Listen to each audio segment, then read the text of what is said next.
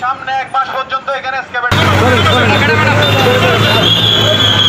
চট্টগ্রামের লোহাগাড়া উপজেলার বটতলী স্টেশনে যানজট নিরসনে উপজেলা প্রশাসন এবং সড়ক জনপথ অধিদপ্তরের যৌথ প্রচেষ্টায় সড়কের দুপাশে দখলকৃত ভাসমান দোকান এবং অবৈধ স্থাপনার বিরুদ্ধে উচ্ছেদ অভিযান পরিচালনা করা হয়েছে। 29 এপ্রিল বিকাল 4টার দিকে এই অভিযানে নেতৃত্ব দেন নির্বাহী ম্যাজিস্ট্রেট ও উপজেলা সহকারী কমিশনার ভূমি নাজমুল্লাহ। অভিযানকালে সড়ক ও জনপথ অধিদপ্তর চট্টগ্রামের উপসহকারী প্রকৌশলী আবু হানিফ, উপজেলা সমাজসেবা অফিসার ভারপ্রাপ্ত রিদওয়ানুল করিম, লোহাগড়া থানার এসআই মাহফুজ, এএসআই মাশরুকুর রহমান, উপজেলা ভূমি অফিসার নাজির বজলুল হুদা চৌধুরী, উপজেলা ভূমি অফিসার সহকারী আরফাত হোসেন সহ আনসার ও পুলিশ বাহিনীর সদস্যরা উপস্থিত ছিলেন। চট্টগ্রামের লোহাগড়া থেকে রিপোর্ট করেছেন Abdul Wahab, CNN Bangla 24 news desk.